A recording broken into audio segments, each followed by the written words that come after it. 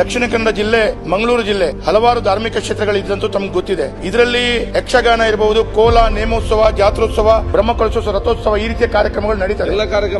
ಅದರ ಒಟ್ಟಿಗೆ ಸಾರ್ವಜನಿಕವಾಗಿ ಕೃಷ್ಣ ಜನ್ಮಾಷ್ಟಮಿ, ನವರಾತ್ರಿ, ಸಾರ್ವಜನಿಕ ಗಣೇಶೋತ್ಸವ, ಅದೇ ರೀತಿ ಶಾರದಾ ಮಹೋತ್ಸವ ಮತ್ತು ಹುಲಿವೇಷದಂತಹ ಈ ರೀತಿಯ ಕಾರ್ಯಕ್ರಮಗಳು ನಡೀತಾ ಇದೆ. ಈಗ ನಿನ್ನೆಲ್ಲ ಮೊನ್ನೆ ಕೃಷ್ಣ ಜನ್ಮಾಷ್ಟಮಿ ನಡೆದಂತಹ ಸಂದರ್ಭದಲ್ಲಿ ಬೆಳಗಿನ ಅವಧಿಯಲ್ಲಿ, ದಿನದ ಬೆಳಿಗ್ಗೆಯಲ್ಲಿ ಸಾಯಂಕಾಲ 6-6:30 ಗಂಟೆ ಹೊತ್ತಿಗೆ ಬೇರೆ ಬೇರೆ ಕಡೆಗಳಲ್ಲಿ ಸಾರ್ವಜನಿಕವಾಗಿ ಹಿಂದೂ ಧರ್ಮದ ನಮ್ಮ ಏನು ಕೃಷ್ಣ ಜನ್ಮಾಷ್ಟಮಿ ಕಾರ್ಯಕ್ರಮ ಮತ್ತು ಮೊಸರು ಕುಡಿಕೆ ಕಾರ್ಯಕ್ರಮ ನಡೀತಾ ಇತ್ತು. ಅವಾಗ ಅಲ್ಲಿ ಪೊಲೀಸ್ ಇಲಾಖೆ ಬಂದು ಸೌಂಡ್ ಸಿಸ್ಟಮ್ ಅನ್ನ ಆ ವೇದಿಕೆಯಿಂದ ಪಡ್ಕೊಂಡು ಹೋಗಿದ್ದಾರೆ. ಈ ರೀತಿಯ ಧಾರ್ಮಿಕ ಕಾರ್ಯಕ್ರಮಗಳಲ್ಲಿ ಸಹಜವಾಗಿ ರಸಮಂಜರಿ ಇರಬಹುದು, ಆರ್ಕೆಸ್ಟ್ರಾ ಇರಬಹುದು, ಕೃಷ್ಣ ವೇಷ ಸ್ಪರ್ಧೆ, ಭರತನಾಟ್ಯ ಈ ರೀತಿಯ ಕಾರ್ಯಕ್ರಮಗಳನ್ನು ಹಮ್ಮಿಕೊಳ್ಳುವುದು ತಮ್ಗೆ ಗೊತ್ತೇ ಇದೆ. ಇದರಿಂದ ಅಲ್ಲಿ ಇರುವಂತಹ ಸೌಂಡ್ 50-40 ಡೆಸಿಬಲ್ ಕಿಂತ ಜಾಸ್ತಿ ಸೌಂಡ್ ಹಾಕಿದ್ದಾರೆ ಅಂತೇಳಿ ಪೊಲೀಸ್ ಇಲಾಖೆ ಸೌಂಡ್ ಅನ್ನು ಸೀಸ್ ಮಾಡುವುದು ಮತ್ತೆ ಆ ಆಯೋಜಕರ ಮೇಲೆ ಮತ್ತು ಸೌಂಡ್ ಸಿಸ್ಟಮ್ ನ ಮಾಲಕರ ಮೇಲೆ ಕೇಸ್ ಹಾಕುವಂತ ಕೆಲಸ ಕಾರ್ಯಗಳು ಪ್ರಾರಂಭ ಮಾಡಿದ್ದಾರೆ. ಇದು ಒಂದು ಭಾಗ ಆದ್ರೆ, ಎರಡನೇ ಭಾಗ ಏನು ಅಂತ ಕೇಳಿದ್ರೆ, ರಾತ್ರಿ 10:30 ಗಂಟೆ ನಂತರ ಯಾವುದೇ ಧಾರ್ಮಿಕ ಕಾರ್ಯಕ್ರಮ ಮಾಡಬಾರದು. ಪೊಲೀಸ್ ಇಲಾಖೆ ಬಂದು ಮೊಸರು ಕುಡಿಕೆಯ ಏನು ಕಟ್ಟಿದಂತ ಮಡಕೆ ಇದೆ, ಕರ ಅಂತ ಹೇಳ್ತೀವಿ, ಅದನ್ನು ಒಡಿಲಿಕ್ಕೆ ಹೋದಾಗ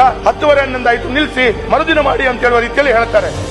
ಇದಕ್ಕೆ ಅವರು ಕೇಳಿದ್ರೆ ಕೋರ್ಟ್ ಆದೇಶ, ಸರ್ಕಾರದ ಆದೇಶ ಅಂತ ಹೇಳ್ತಾರೆ. ನಮ್ಮ ಸರ್ಕಾರ ಇರುವಾಗ ಕೂಡ ಈ ಕೋರ್ಟ್ ಆದೇಶ ಇತ್ತು, ಅವಾಗ ಈ ರೀತಿ ಯಾವುದೇ ತೊಂದರೆಗಳಾಗಿಲ್ಲ.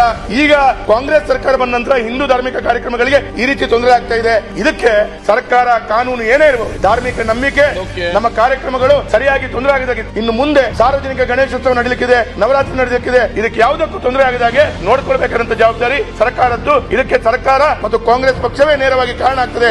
ಕರಾವಳಿಯಲ್ಲಿ ನೀವು ಕಾನೂನು ಏನ್ ಹೇಳ್ತದೆ, 10 ಗಂಟೆ ಮೇಲೆ ನೀವು ಏನು ಕಾರ್ಯಕ್ರಮ ಮಾಡಬಾರ್ದು ಅಂತ ಕಾನೂನು. ನೀವೇನ್ ಮಾಡ್ತೀರಾ? ಕೋಲ ಎಷ್ಟು ಗಂಟೆಗೆ ನಡೆಸ್ತೀರಾ ನೀವು?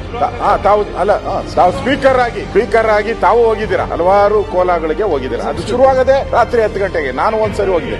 ಇಲ್ಲಿ ಒಂದು ಸಂಪ್ರದಾಯ ಮಲೆನಾಡು ಭಾಗದಲ್ಲಿ, ವಿಶೇಷವಾಗಿ ಮಂಗಳೂರು, ಉಡುಪಿ ಈ ಭಾಗದಲ್ಲಿ, ಕರಾವಳಿ ಭಾಗದಲ್ಲಿ ಈ ತರದ ಸಂಪ್ರದಾಯ ಬಂದ್ಬಿಟ್ಟಿರ್ತಾರೆ. ಅಧ್ಯಕ್ಷರೇ, ನಮ್ಮ ಸರ್ಕಾರ ಇದೇ ಸುಪ್ರೀಂ ಕೋರ್ಟ್ ಆದಿದ್ರು ಕೂಡ ರಾಜ್ಯದಲ್ಲಿ ಎಲ್ಲೂ ಈ ರೀತಿಯ ಘಟನೆ ಆಗಿಲ್ಲ. ಈಗ ರಾಜ್ಯದ ಬೇರೆ ಯಾವ ಜಿಲ್ಲೆಯಲ್ಲೂ ಈ ರೀತಿಯಲ್ಲಿ ಇಲ್ಲ, ಕೇವಲ ನಮ್ಮ ಜಿಲ್ಲೆಗೆ ಯಾಕೆ ಈ ಅನ್ಯಾಯ? ಹಾಗಾಗಿ ಸರ್ಕಾರ, ಕಾಂಗ್ರೆಸ್ ಪಕ್ಷ